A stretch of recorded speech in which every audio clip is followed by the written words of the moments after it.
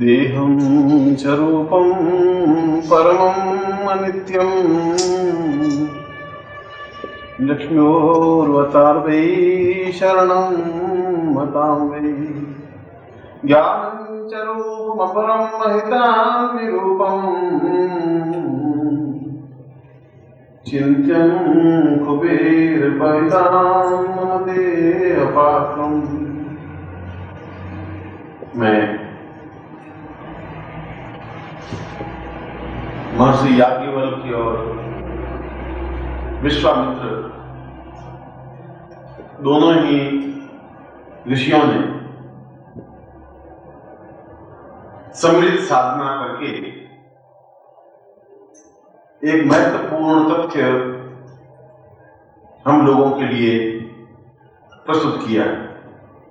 और ऐसा पूरे 25,000 वर्षों में, 40,000 वर्षों में केवल एक ही उदाहरण ऐसा मिलता है कि दो अद्वितीय ऋषि मिलकर के एक ही साधना का निर्माण किया हो।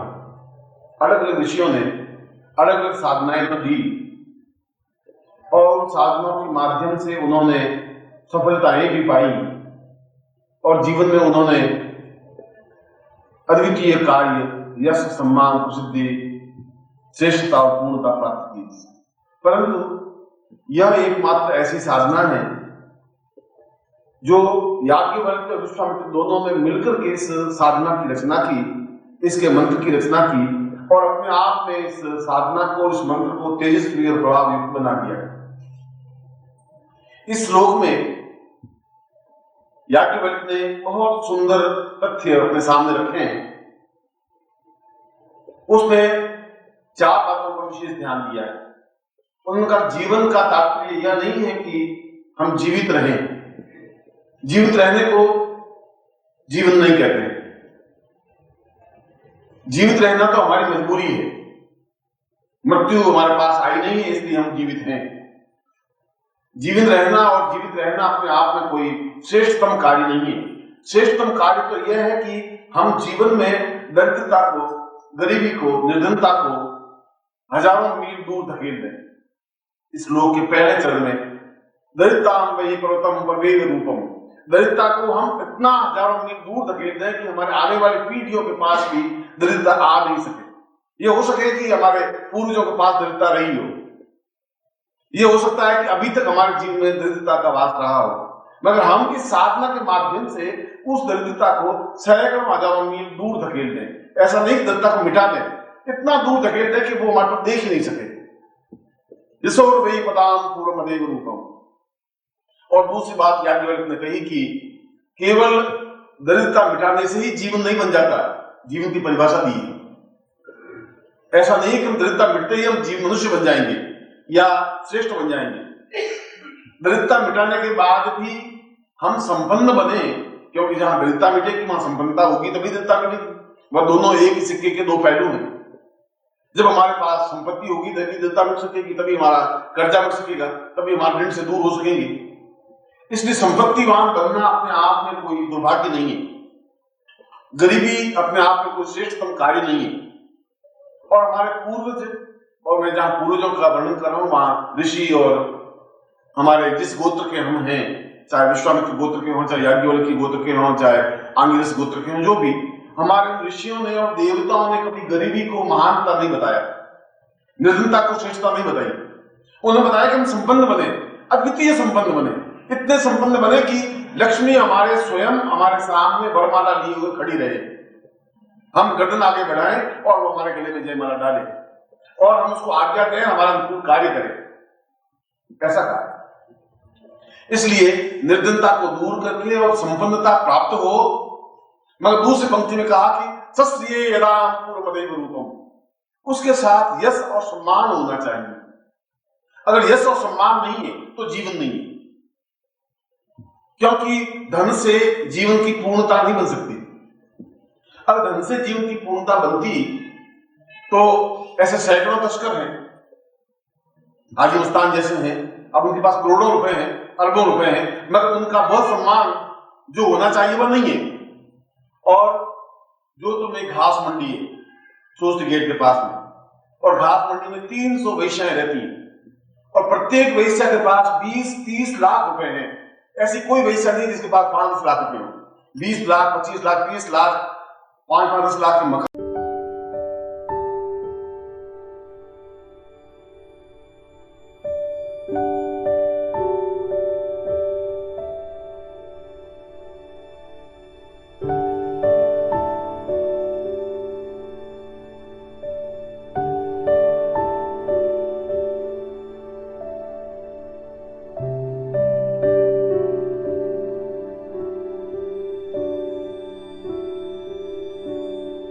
है मगर व्यक्ति चलते हुए कहते साली रंडी का मकान। 30 लाख रुपए से जीवन नहीं बन पाया, 30 लाख रुपए से महानता भी नहीं बन पाई, 30 लाख रुपए से कीर्ति भी नहीं बन पाई। इसलिए वो याज्ञवल्क्य बिल्कुल सही कह रहा है कि धन से पूर्णता नहीं आ सकती, उसके साथ यश हो, ऐसा यश हो कि समाज के 4 लोग हमें देखने के लिए तरसें, सैकड़ों लोग आकर के हमसे सलाह लें, सम्मान लें, हमसे बातचीत करें, हम उसका मार्गदर्शन करें, हमसे बातचीत करने के लिए लायक हो। यदि हम किसी के घर जाएं तो अपना सौभाग्य समझे, यश तो वह कहलाता है। इसलिए पैसे से यश प्राप्त नहीं हो सकता है। अगर पैसे से यश प्राप्त होता तो उन सारी रंडियों के नाम हम लोगों को मालूम होते। हम तो रंडी कहते हैं, आप लोग भी ऐसी गाली देते हैं और रंडी अपने आप में गाली है। तो पैसे से सम्मान नहीं मिल पाया। इसलिए धन भी हो मगर यश और सम्मान भी हो। कई ऐसे भी हैं जिनके पास धन तो है, व्यापारी भी है। अगर आप दिल्ली जाएं, दिल्ली के चांदनी चौक में जाएं तो चांदनी चौक में छोटे छोटे जो लेकर बैठे हैं 5-5 फुट की दुकानें, वो दुकानें भी कम से कम 5 लाख की पकड़ी देंगे तो वो दुकान मिलेगी। और उसमें सामान पड़ा होगा, 10 लाख का सामान पड़ा होगा, 15 लाख के मालिक होंगे। उनका नाम तो उसके पड़ोसी को मालूम नहीं। उनको पूछेंगे किशन लाल जी कहाँ है, किशन लाल दुकान, यहाँ एक किराने की दुकान है, किशन लाल में तो नहीं जानते, और दूसरी तीसरी दुकान पे किराना किशन लाल जी रहते। तो उस पैसे से सम्मान नहीं मिल पाया। सम्मान एक अलग चीज है, पैसा एक अलग चीज। पैसा समाज में हमारी प्रभुता बने, प्रभुत्व बने, श्रेष्ठता बने, और वो तब बन सकता है जब हमारे पास कोई स्पेशलिटी हो, कोई विशेषता हो, अद्वितीयता हो। वो धन के साथ अद्वितीयता प्राप्त हो। इसलिए उस कुबेर साधना को उन दोनों ऋषियों ने इसलिए साधना को महत्व दिया कि इसके माध्यम से अक्षयता प्राप्त हो, कोई चीज कमी रहे ही नहीं, न्यूनता नहीं रहे, क्षय नहीं रहे। इसलिए इस कुबेर साधना के महत्व को उन्होंने स्पष्ट किया कि धन दरिद्रता को हम हजारों मील दूर धकेल सके और संपन्नता लक्ष्मी हमारे गले में वरमाला पहनाने के लिए आतुर हो, मगर साथ ही साथ हम अद्वितीय यश और सम्मान के सहयोगी बने। और तीसरी पंक्ति में याज्ञवल्क्य ने कहा सश्रेयसां पूर्वमदैव चिंतम्, हम श्रेयता तो प्राप्त करें मगर पूर्ण स्वास्थ्य उन्नति के साथ साथ उस धन का सुख का उपयोग भी करें। यश तो तुम्हारे पास बहुत है कि आप बहुत महान हैं, आप बहुत महान हैं, समाज में सम्मान मिल भी गया और 10 लाख रुपए भी हैं, मगर आप पलंग पे पड़े हुए हैं, टसके कर रहे हैं और टट्टी भी उस पलंग पे जा रहे हैं, पेशाब करने के उठे। अब वो पैसा तुम्हारे क्या काम आएगा, सम्मान क्या काम आएगा। वो बेचारा याज्ञवल्क्य कह रहा है कि केवल पैसे से सम्मान से ही नहीं, तुम्हारा स्वास्थ्य भी उत्तम हो, अद्वितीय हो, तुम्हारे चेहरे पर प्रभाव हो, तेज हो, जहां जा सको, खा सको, पी सको, समाज में और देश में जो सुख सौभाग्य है, यश और सम्मान, उसको प्राप्त कर सको। मेरी इच्छा तो है कि मैं गंगोत्री जाऊं, हरिद्वार जाके गंगोत्री जाके देखूं, और डॉक्टर कहे नहीं, आप पहाड़ों पर चढ़ेंगे तो हार्ट अटैक की संभावना है, आप वहां नहीं। कार भी है मगर डॉक्टर कह रहा है तुम जाओगे हार्ट अटैक हो जाएगा, तुम नहीं जा सकते। वह पैसा वो यश दोनों काम के नहीं। जहां चाहे चल दिए, रेगिस्तान में 2 दिन रहे तो वहां रह गए, और कभी गंगोत्री चले गए, गंगोत्री चले गए, पहाड़ पे चले गए, पहाड़ पे चले गए, समुद्र में घूमने लगे, समुद्र घूमने लगे। ऐसा जीवन हो, और ऐसा जीवन तभी हो सकता है जब स्वस्थ हो, जब आदमी पूर्ण स्वस्थ हो। और पूर्ण स्वस्थता जीवन का सबसे बड़ा सौभाग्य है। सब कुछ तुम्हारे पास है, पत्नी है, पुत्र है, बहू है, बेटे हैं, धन संपत्ति, यश, कार, मकान सब है, और आप कुछ कर ही नहीं सकते क्योंकि तुमने उपार्जित तो किया मगर तुम्हारे भाग्य में उसका सुख लिखा नहीं है। ये यश भी हो तुम्हारे पास, सम्मान भी हो, पैसा हो, स्वस्थता नहीं है तो बेकार।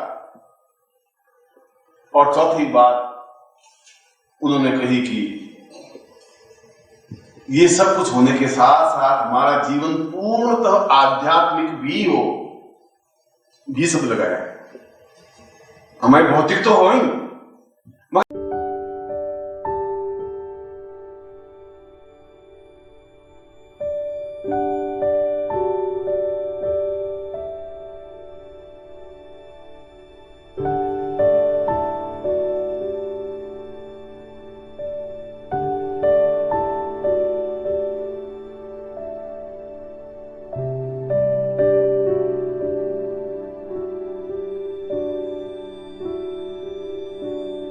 आध्यात्मिकता भी हो। आध्यात्मिकता नहीं है तो फिर पशु है, क्योंकि उस पशु में और उस मनुष्य में कुछ अंतर नहीं है। आपने तो शायद अमेरिका वगैरह गए नहीं, देखा नहीं, पर मैंने उस अमेरिका की लाइफ को 15-20 बार गया हूं, अमेरिका की लाइफ को देखा है। आप जिस कमरे में रहते हैं, आपका अच्छी से अच्छी कोठी होगी, मैं मानता हूं हो सकती है, आपकी कोठी से अच्छी कोठियां, कमरे वहां के लोगों के कुत्तों के लिए बनाई जाती है। पिंपीर, पुल्लूर, चिल्ली, वो जो होती हैं छोटे छोटे इतने टुकड़े कुत्तों वो गोदी में लिए घूमती रहती है। कहीं जाओ और उस कुत्ते के बचाव के लिए पति को गोली मार दी कि तुम साले बहुत गाली देते हो कुत्ते को, उसको गोली मार दी। कुत्ते को कुछ नहीं करना चाहिए। अब तुम कल्पना करो कि ऐसे व्यक्ति पैसे वाले तो हैं, मगर आध्यात्मिकता नहीं होंगे, भौतिकता ही है। इसलिए उन पशु में और उसमें कुछ अंतर नहीं। इसलिए हमारे जीवन में साधना से जीवन हो, आध्यात्मिकता जीवन हो, धर्म हो, हम जीवन में तीर्थ यात्राएं करें, हम प्रकृति को देखें, हम गुरु की सेवा कर सकें, 1 आध दिन 2-4 दिन गुरु के चरणों में बैठ सकें, परमात्मा की पूजन कर सकें, शिवरात्रि पर भगवान शिव के दर्शन कर सकें और अपने जीवन में आर्थिक लाभ उठाते हुए, सुख सौभाग्य उठाते हुए प्रभु के चरणों में अपने आप को लीन करें। अगर ऐसा है तो इसको अक्षय जीवन कहा जाता है और जीवन को पात्र कहते हैं। पात्र का मतलब वो थाली लोटा नहीं, ये शरीर खुद अपने आप में पात्र है, ये अपने आप में अक्षय बने, इसको अक्षय पात्र साधना कहते हैं। और अक्षय तब बनता है जब ये चारों तथ्य उसमें शामिल हो। और यदि आप आंख बंद करके देखेंगे तो चारों में आपके पास चारों चीजें नहीं है, 3 है, 1 आध नहीं होगी। धन होगा तो स्वास्थ्य नहीं होगा, स्वास्थ्य वगैरह बहुत मजबूत हट्टे कट्टे हैं तो कर्जा है ऊपर, वो है तो साधना पर जो जीवन चिंतन करना चाहिए वो नहीं। कोई को न्यूनता है, इसलिए अक्षयता प्राप्त होनी चाहिए। क्योंकि जीवन में पैसा हो, सुख हो, सौभाग्य हो, ऐश्वर्य हो, स्वस्थता हो, निरोगता हो, गुरुचरणों की सामीप्यता हो और जीवन में अत्यंत आनंद और तृप्ति हो। ऐसा जीवन में आनंद और तृप्ति सौभाग्य से प्राप्त हो सकती है और सौभाग्य साधक स्वयं अपना बनाता है, क्योंकि प्रभु तो केवल भाग्य लिख करके भेजता है। विधाता ने तुम्हारा भाग्य लिखा है, सौभाग्य नहीं लिखा है। उस भाग्य को तुम दुर्भाग्य या सौभाग्य में बदल सकते हो। आज मान लो तुम्हारा भाग्य तो बहुत अच्छा है, विधाता ने जो कुछ भी लिखा लिख दिया, और तुम आज किसी को खोपड़ी में लाठी मारो, ये तुम्हारा भाग्य दुर्भाग्य में बदल गया, जेल चले जाओ। अब तुमने कहा कि भगवान ने मुझे जेल भेज दिया। भगवान ने तो नहीं भेजा, भगवान तो भाग्य लिखा था, तुमने उसको दुर्भाग्य में बदल दिया। और दुर्भाग्य में बदल सकते हो तो सौभाग्य में बदल सकते हो। जैसे कि तुम यहां आए, ये सौभाग्य, तुम नहीं भी आ सकते थे, कई लोग नहीं आ पाए। मेरे कई पूर्वज जो अभी गंगा जी गई स्नान किया, गंगा जी नहीं 300 किलोमीटर दूर, 500 किलोमीटर नहीं जा पाए। जिंदगी पूरी यहाँ कमाते रहे और नहीं गए, बच्चों के लिए इकट्ठा करते रहे, बच्चों के लिए इकट्ठा करते रहे, कमाते रहे, बच्चों के लिए इकट्ठे रहे। मैं पूछता हूं कि तुमने कितना इकट्ठा किया, तो वो सिमाली यहाँ के हैं, वो कहते हैं साहब 30,000 रुपए मेरे पास, और वो फटी हुई धोती जो 5 साल पहले किसी ने दे दी वो पहने हुए बैठे। तुम धोती तो पैसे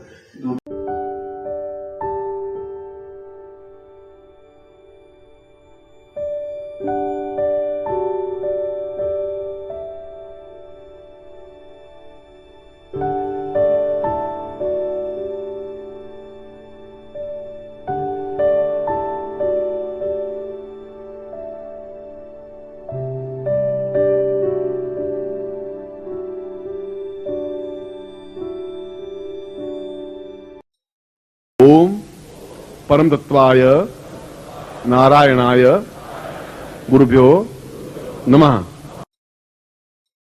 ओम ह्रीं मम प्राण देह रोम प्रतिरोम चैतन्य जागृय ह्रीं ओम नमः। ओम भूर्भुवः स्वः तत्सवितुर्वरेण्यं भर्गो देवस्य धीमहि धियो यो नः प्रचोदयात्।